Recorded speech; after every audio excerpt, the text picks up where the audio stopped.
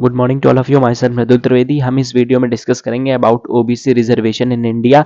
इसके पहले मैंने डिस्कस किया था summary of reservation for SC and ST. तो इसमें हम ओबीसी रिजर्वेशन की बात करेंगे। हाँ, इसके पहले हमने एससी और एसटी जो बैकवर्ड क्लास में लोग आते थे हाँ उनसे रिलेटेड समरी हमने देखी थी। इस वीडियो में हम ओबीसी रिजर्वेशन के विषय में देखेंगे। हाँ, अपने इंडिया में ओबीसी रिजर्वेशन कैसे आया ये हम इस वीडियो में डिस्कस करेंगे। देखते हैं।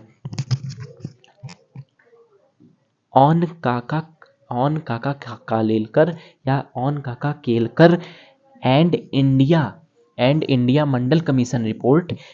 काका कालेलकर और इंडिया की मंडल कमीशन, जो एक कमीशन बनी होगी हाँ, तो उस कमीशन की रिपोर्ट पे ओबीसी रिजर्वेशन जो था, ओबीसी रिजर्वेशन वॉज कंसीडर्ड, वो आगे बढ़ा और ओबीसी रिजर्वेशन जो था वो इम्प्लीमेंटेड हुआ। कब इम्प्लीमेंट हुआ? 1991 और 1992 के बीच में हर जगह।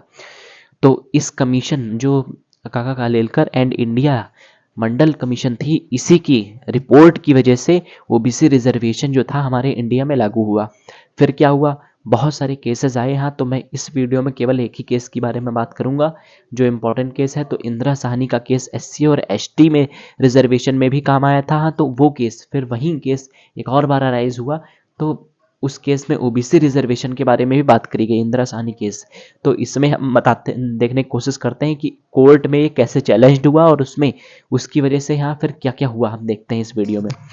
तो challenged in Indira Sahni case in 1992 और 1993, 1992 और 1993 के बीच में ये केस चैलेंज्ड हुआ था कोर्ट में। तो इसमें 3 क्वेश्चन अराइज हुए थे। पहला question OBC reservation was challenged. पहला क्वेश्चन अराइज हुआ ओबीसी रिजर्वेशन वॉज चैलेंज्ड। पहला जो क्वेश्चन अराइज हुआ था वो क्या था?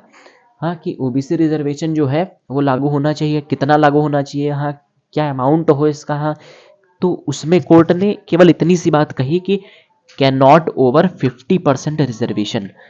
मतलब कहा कि हाँ, जैसे अगर अगर हम एग्जाम्पल के थ्रू समझे तो जैसे अगर किसी एग्ज़ाम के लिए या किसी भी चीज़ के लिए हाँ 1000 सीट्स हैं, तो उनमें से 500, मतलब 500 सीट से ज़्यादा यानी 50% से ज़्यादा रिजर्वेशन नहीं होना चाहिए। लेकिन उनमें भी ओबीसी के लिए रिजर्वेशन कितना होना चाहिए? तो इस समय केवल 27% जो है ओबीसी के लिए रिजर्वेशन है, जिसमें अप्रॉक्सीमेटली जो ज़्यादा पोर्शन है वो यादव जो ओबीसी में आते हैं वो ले रहे हैं, और अबाउट 37% जो ओबीसीज हैं उनको रिजर्वेशन का लाभ ही नहीं मिल रहा है। तो हम देखते हैं। तो इसमें फिर दूसरा क्वेश्चन अराइज हुआ ईडब्ल्यूएस कैन बी गिवन और नॉट। फिर क्या हुआ?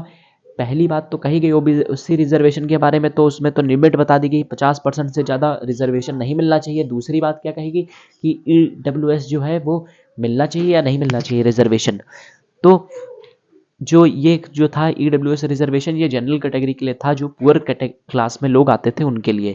तो कहा गया कि ईडब्ल्यूएस जो रिजर्वेशन है वो वैलिड ही नहीं है, वो वैलिड ही नहीं है। ईडब्ल्यूएस रिजर्वेशन है वो वैलिड ही नहीं है। इसमें जजमेंट दिया गया EWS reservation is not valid because it is not constitutional. मतलब ये जो है संवैधानिक रूप से इनवैलिड है, क्योंकि संविधान में इस रिजर्वेशन की कोई चर्चा ही नहीं हुई। जनरल कैटेगरी को रिजर्वेशन नहीं मिलना चाहिए, यह कोर्ट ने बोला। तो ईडब्ल्यूएस रिजर्वेशन को इनवैलिड कहा। लेकिन इस समय ईडब्ल्यूएस रिजर्वेशन है 10%। फिर कैन 27% रिजर्वेशन इज गिवन। क्या 27% रिजर्वेशन जो दिया गया है वो हमें देना चाहिए? ये दूसरी बात। तीसरी बात इस केस में चैलेंज हुई, तो कोर्ट ने कहा सिंपली कि yes 27% of the reservation is given. 27% reservation जो है ओबीसी को जरूर मिलना चाहिए। तो इसमें टोटल बात उन्होंने कही कि 50% से ज़्यादा रिजर्वेशन नहीं होगा हाँ, उसकी लिमिट रिजर्वेशन की केवल कितनी है? 50% हाँ। और ओबीसी रिजर्वेशन जो उनमें से है वो 27% ही रहेगा, और ईडब्ल्यूएस रिजर्वेशन जो है वो इनवैलिड है, ये इस केस में बताया।